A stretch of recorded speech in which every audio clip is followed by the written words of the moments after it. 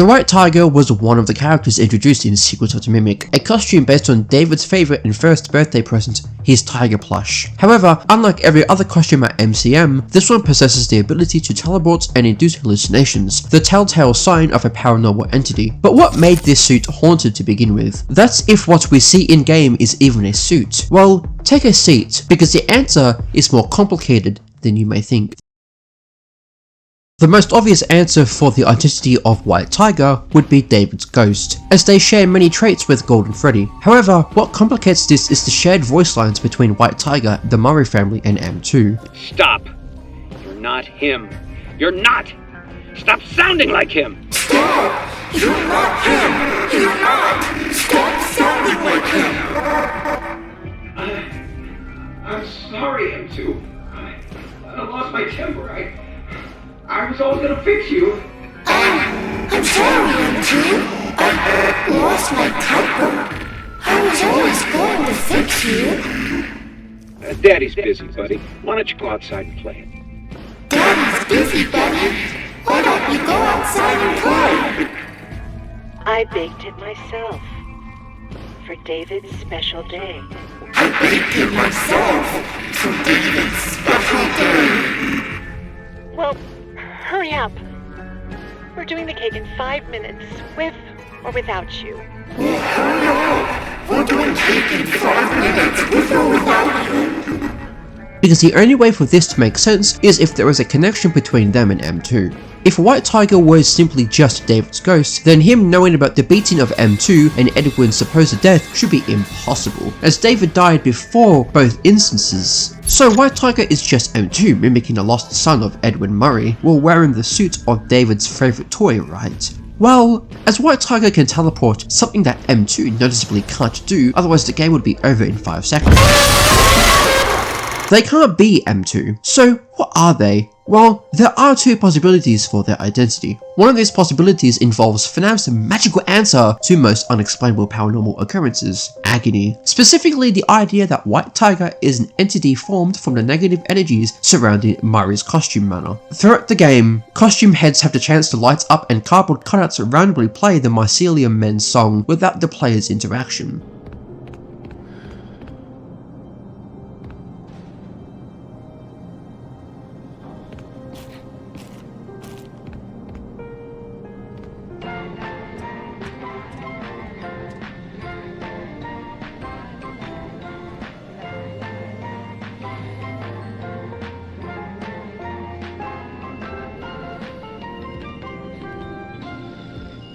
Both of these are indicators that MCM is haunted, possibly by the memory of the tragedies that took place within the facility's walls, including that of the grief of the Murray family after the loss of Fiona and David. Buildings being haunted by tragic events are a regular occurrence within the canon, as the memory of the MCI attached itself to the ball pit in various iterations of Into the Pit, with this memory being the reason Oswald was able to travel back to 1985. We also know that the memory was attached to the entire Freddy's building, as when the yellow thing breaks down the door in the memory, it also breaks the door in reality. Another example of a haunted building is the MCI Freddy's location in the movie continuity. This is best showcased to us at the end of the film, when the building reacts to the spirit's pain after finding out that their friend was the man who took their lives. So it's not out of the question that MCM is also haunted by the events that took place within its walls. Just as the yellow thing is a manifestation of the memory of the MCI, White Tiger could be a manifestation of the memories held within MCM. White Tiger also seems to have some similarities to the yellow thing. Within the yellow rabbit suit is a flesh-like creature born from the tragedy of the MCI, adopting some of William Afton's methods, such as luring and kidnapping 5 kids and stuffing their victims into the endoskeletons of the animatronics. For White Tiger, they adopt the behaviours from M2, as they would be one of the things at the centre of MCM's tragedies. Said traits would be them attacking those who venture into the tunnels, just as M2 is powered by the murderous rage of Edwin. White Tiger would be as well.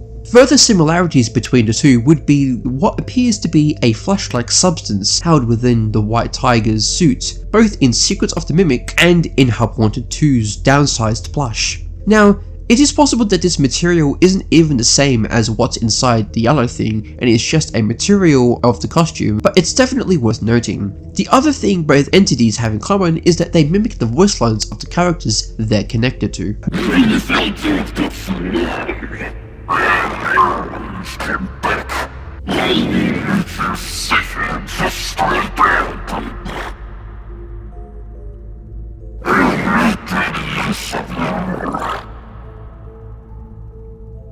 Daddy's busy, Benny. Why don't we go outside and play? Note to self, a portable cleaner that gets rid of smoke damage. Better yet, a cleaner valve attachment. Stop! You're not him! You're not! Stop sounding like him! While this is a perfectly valid interpretation of what White Tiger is, some issues come with it, such as the speculation as to what memories are held within MCM that make up White Tiger, and there being no meaningful reason as to why it would take on the form of David's favourite toy, if it were to be fueled by older memories in MCM. If this were true, then why did it decide to mimic David's voice while using M2? Why not take on the form of Mr. or Mrs. Helpful, the people at the centre of everything that happened in MCM? It's entirely possible that White Tiger wasn't even created from the memories of everything that happened, and just when Edwin beat M2. As the environmental storytelling would suggest, White Tiger would be closely connected to that event, as the audio log that recorded the incident is located outside the entrance to the tunnels where we encounter White Tiger. Stop! You're not him. You're not! Stop sounding like him! This would explain why the entity would take on the appearance of David's favourite toy, as M2 was mimicking David at the time, which would explain his volatile nature. However, I would like to entertain another possibility. As I said earlier, White Tiger's abilities are identical to those of Golden Freddy's. They both teleport and can induce hallucinations, both of which are strong indicators of a ghostly presence. I think with their behaviour being eerily similar, White Tiger has to be in some form or another David Murray's ghost. But again, he has to have some connection to M2, as White Tiger repeats lines that only M2 and Edward would know. So I want to propose that David Murray haunts the mimic endoskeleton and that White Tiger is a manifestation of his ghost. This would explain why it takes on the form of David's favourite toy and speaks in both David's voice and M2's, including why David's ghost knows lines that they shouldn't, and I think Secrets of the Mimic hints towards this, as well as Tales from the Pethplex. M2 being haunted in some way has been something that series has point blank told us. M2 is haunted by the grief of Edwin after he beats them to a pulp in both the books and the games. For 2 weeks, Edwin had been lost in a void of despair, and now his despair turned to rage. He had to get it out somehow, or it would consume him, because Edwin knew, even as he continued to scream and foam at the mouth, that the real object of his anger was himself, and that infuriated him even more. He wanted to destroy himself, but he couldn't, so he sublimated his wrath onto the mimic with an intensity he hadn't known he had in him. He lost control of his humanity. He was evolving into a primitive version of himself, into something ferocious and savage. He could almost feel his murderous thoughts pouring through his muscles and transfusing through the metal into mimic systems. But I believe it goes deeper than that. We know that someone's spirit can persist after their death if they have a strong emotional connection to an object. We see this play out multiple times in the franchise. The crying child's soul attached itself to the Fredbear animatronic after the bite of 83, as his fears of the animatronic bear seeped into him via the child's tears. His memories are also tied to classic animatronics through his strong feelings that his plushies, the Freddy's characters, were his friends under Shadow Victim or Memory Victim. We see that Charlie's soul lingers on in the puppet without being stuffed, and in the Fazbear Fright story, The Real Jake, his soul persists inside of the Simon doll despite not ever touching or even seeing Simon. If you were to infuse an object with enough love and intention, would it have life? Evan apparently thought so, and maybe Margie did too now. The white plushie sitting here in front of mind you was such an object, born as simply a white cloth plushie with no face, no clothing, and no features or any details of any kind. This plushie now embodied the life of a healthy version of Jake. Weeks of real Jake experiences were drawn all over the plushie. The blackened eye, for example, represented the day the real Jake stood up to a school bully. A drawn-on missing lower tooth represented the day the real Jake tried a tough trick with a skateboard. The plushie's pockets were overflowing with drawings with tickets to movies and amusement parks and zoos. The plushie's body was stained with the trials and tribulations of a joyful child's life. This plushie was a reminder that the boy in question, although fading, was not gone yet. He still had enough imagination to conjure another adventure. The real Jake demonstrates that physical contact with an object isn't a requirement for possession. There just needs to be a strong emotional connection to an object. In the Mimic short story, David builds an emotional connection with the Mimic Endo. David looked up and grinned. Then he looked back at Mimic. "Is it ready?" he asked Mimic. Mimic nodded. Edwin's brows rose. This wasn't mimicking, this was responding. When had that happened? David leaned back and pointed at Mimic. Mimic opened his mouth in his version of a smile. Edwin blinked in amazement. Cradled in the curve of Mimic's left arm was an approximation of a tiger. It was made of lace and held together with string. David and Mimic had used old material to form a head, a body, 2 arms and 2 legs. They'd even managed to create little nubbins atop the head that looked like tiger ears. "Now Mimic has a tiger too," David said triumphantly. Edwin reached down and ruffled David's hair. "Yes, he does. Very well done. Very clever." David beamed. Mimic's eyes lit up brighter than usual. After David's death, Edwin cried into David's tiger plush for 2 weeks. At some point in those 2 weeks, Mimic had taken the tiger plushie, carrying it around like David did before the accident. I think this was an indicator of David being the Mimic, and this idea is further hinted at in Edwin's follow-up story, The Storyteller. Towards the end of the story, Edwin discovers what's inside the Storyteller tree, the new attraction for the Pizzaplex. When Edwin enters the tree, he finds that it's running on the Mimic program. Edwin returns to the tree night after night, doing something. After being sealed up within the tree by Mr. Burrows, he discovers that Edwin had placed construction paper throughout the tree's interior, all filled with stick drawings, random squiggles, shapes, and triangles within triangles, and written on almost every single page were the words, "I'm sorry."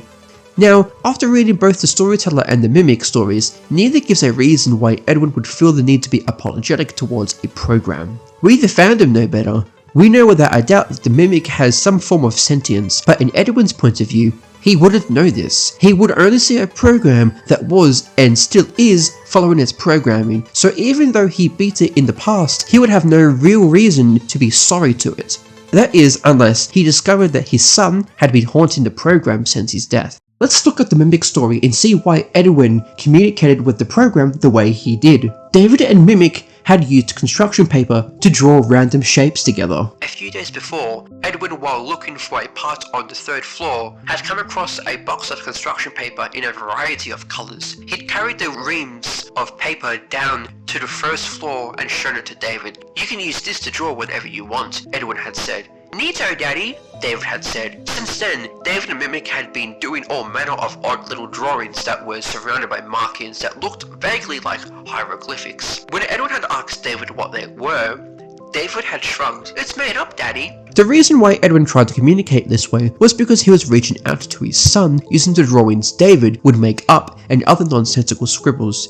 People will use this to say that Edwin was trying to communicate with the Mimic, and while that is possible, I think it has more sentimental value if it was directed towards the boy who made these drawings up, as opposed to the program that copied them. As the anthology books have been confirmed to not be within the game's continuity, we're stuck using elements from them to help piece together the game's storyline, like the novel trilogy, and as said before, I think that Secrets of the Mimic has implications suggesting that David's ghost lingered on in the Mimic Endo, hence why I used Tales from the Pizzaplex to help lay the groundwork for that storyline already being present within the franchise. One of White Tiger's signature poses is him holding his left arm in a curl, as if he is holding a plushie. This pose is something we see Mimic copy in Ruin, and one they adopt in Tales after receiving the makeshift Tiger plushie. White Tiger also sharing this pose would be another connection between them and Mimic. While this could also be associated with David, I think it makes more sense that this pose is meant for us to connect the Mimic with White Tiger more than David, as it's the same pose we've seen Mimic hold when staring down Cassie in Ruin. This is just another minor piece of evidence that would establish a link between Mimic and White Tiger on top of David's connections. However, one thing that I think tells us that David in some way haunts the Mimic is this line from Moon.exe, a line that can be found after placing 3 of David's birthday toys into 3 chests and rereading the storytime book. The end comes from the beginning. To sleep with the tiger, you must complete the story. In this passage, Moon.exe represents M2 as a tiger, because in the storytime ending, after we complete the story, we put M2 to sleep. Following what we have discussed so far, the white tiger throughout sequel to the Mimic represents David Murray, and if M2 is being described as a tiger, I think this outright tells us that David is inside the endoskeleton. Putting Mimic to sleep would also put David, White Tiger, to sleep. Now that we've covered the evidence for why White Tiger is David's ghost projecting outside of the Mimic endo, we have to ask ourselves, why does David represent himself as the White Tiger, and why is he acting as his own individual entity outside of the endo? Well, the answer for why David takes the form of White Tiger seems obvious. It was his first and favourite birthday present. I think there's a more literal reason for this. While David developed a strong bond with Mimic in the books, he also carried around a White Tiger plushie, just as he does in the games. This naturally means that David would hold a sentimental value for the plush. I think it's possible that while David resides in Mimic, a part of him is also contained in his plush, hence why David would project as his favourite toy, because his soul is also connected to it, or at the very least, his memories are. But again, why does David act as their own entity within the games rather than controlling the endo? This is because in FNaF, their spirits can't override their animatronics' own programming, or at least they have a difficult time doing so. We've seen this multiple times across the series, with William Afton being forced to follow the sound of Balloon Boy's voice in Fazbear's Fright because the animatronic that he is trapped in is programmed to follow any sound cues it hears. For ease of operation, the animatronics are set to turn and walk towards sound cues. This is an easy and hands-free approach to making sure the animatronics stay where the children are for maximum entertainment / crowd-pleasing value. We also see in the Follow Me minigames, despite the spirits wanting to go into the safe room, they are unable to because it is not a room programmed into their digital map layouts. As always, if there is ever an emergency, please go to the designated safe room. Every location is built with one extra room that is not included in the digital map layouts programmed into the animatronics or security system. Since M2's actions and behaviours are all the result of its program's ability to learn, mimic and adapt, I think that David can't control what it does, hence why he projects outside of it. While White Tiger acts as a separate entity, it is not entirely free of M2's characteristics. The explanation for why the spirits of William Afton's victims attack night guards is that they are confused and vengeful towards their killer. However, there is a high possibility that David wasn't a victim of William Afton and died due to a tragic set of events similar to the books where a van ran him over, as I believe a similar event is implied by this audio log. Look, I get your concerns, I do, but they're all just groundless. This is the perfect spot for David's playground. I can watch him play while I'm loading and unloading freight, and he'll be under watch at all times out there. The loading dock is like 200 feet away, and there's a fence and everything. I know you're my lawyer and all, but there's no regulation that says I can't have it there, so just get off my back. Besides, David loves the new slide. It'll be fine. I think the reason why David attacks Arnold down in the tunnels is because, like M2, David's ghost has been influenced by Edwin's rage that was poured into M2's systems. For example, to back this up, in the fourth closet, we learn how the Charlie bots were created. The Charlie bots were created by Henry Emily to bring his daughter back to life, each powered with Charlie's Ella doll, imbued with the power of a grieving father, allowing for a piece of him to reside in Ella. We learn that during their creation, Henry felt a primary emotion for each, which also infused into the model and impacted the characteristics of each of the bots. Charlie would be a baby, then a little girl, and then a sulky teenager. She looked Charlie up and down with a pointed sneer, then her expression cleared as she continued. Then at last, she would be a woman. She would be finished. Perfect. Me. Elizabeth's face tightened, but something changed. As Henry laboured, racking his grief over his little girl, the littlest Charlotte was made with a broken heart. She cried all the time. day and night. The second Charlotte he made when he was in the depths of madness, almost believing the lies he told himself. She was as hopelessly desperate for her father's love as he was for hers. The third Charlotte he made when he began to realize he'd gone mad, when he questioned every thought he had and begged his sister Jen to remind him what was real. The third Charlotte was strange. What about the fourth? Charlie asked hesitantly. There was no fourth, she snapped. When Henry began to make the fourth, his despair turned to rage. He seethed as he soldered her skeleton together, pouring his anger into the forge where he shaped her very bones. I was not Charlotte drenched in grief. I was made alive with Henry's fury. Given Henry's emotions influenced each Charlie bot's characteristics, I see little reason why Edwin's rage could not do the same with David's soul. This leads me to the theme of duality that has been present in the Steel era. I believe that David Murray and M2 are a part of this theme, the program and the spirit. M2 is the primary force behind the Mimic's actions, while David is trapped within. Just like how the daycare attendant has two different personalities within the same animatronic, with only one being the primary personality of the animatronic at a time, with the other trapped within, as we can see in Ruin.